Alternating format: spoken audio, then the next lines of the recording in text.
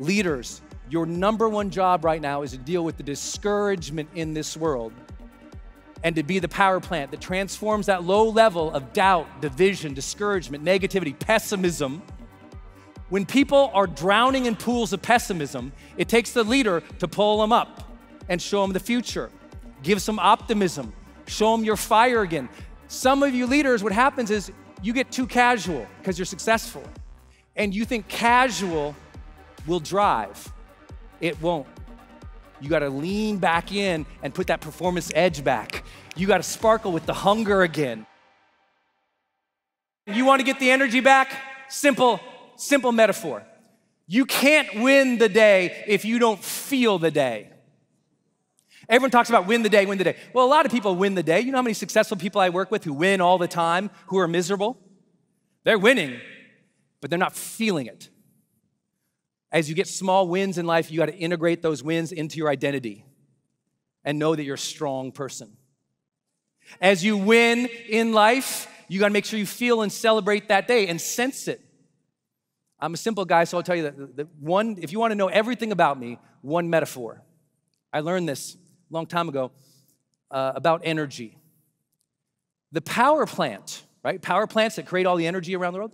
The power plant doesn't have energy. The power plant actually generates energy. All the engineer geeks, don't worry, I'll qualify. What the power plant does is it transforms and transmits energy. What does that mean? Well, the power plant takes energy from one lower level of utilization, powers it up, transforms it, and then transmits it out. That's your life now. Your job is to take the low level of energy that this world is dishing up, and you power it up. You bring feeling and joy, and you transmit that in the world. You don't wait for the world to turn perfect before you generate the energy of your life. You go now.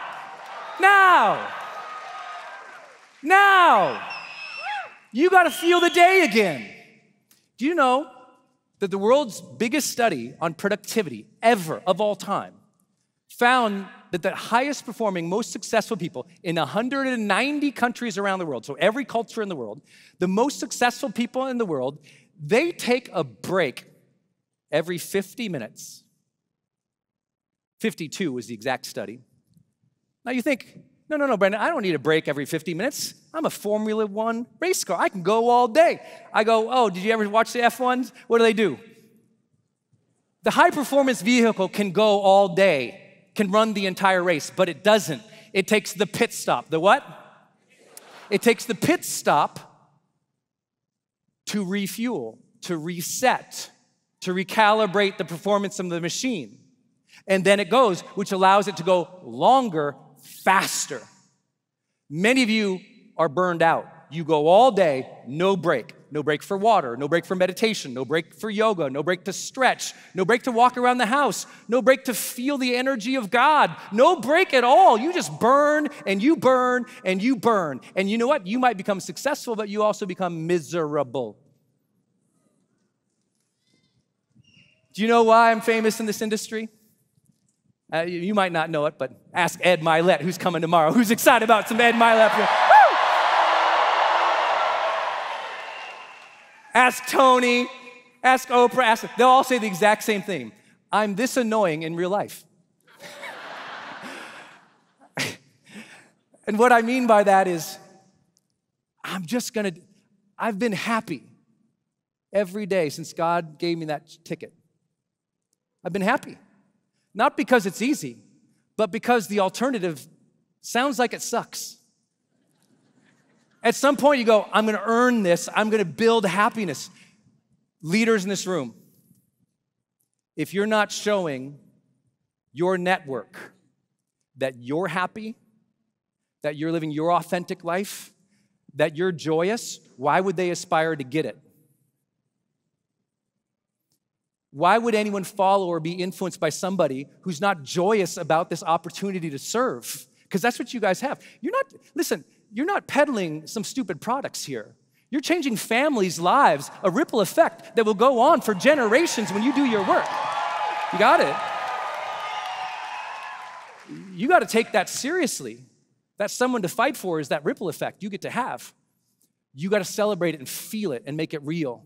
Leaders, your number one job right now is to deal with the discouragement in this world and to be the power plant that transforms that low level of doubt, division, discouragement, negativity, pessimism.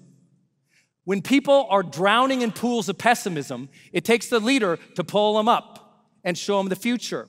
Give some optimism. Show them your fire again. Some of you leaders, what happens is you get too casual because you're successful, and you think casual will drive. It won't. You gotta lean back in and put that performance edge back.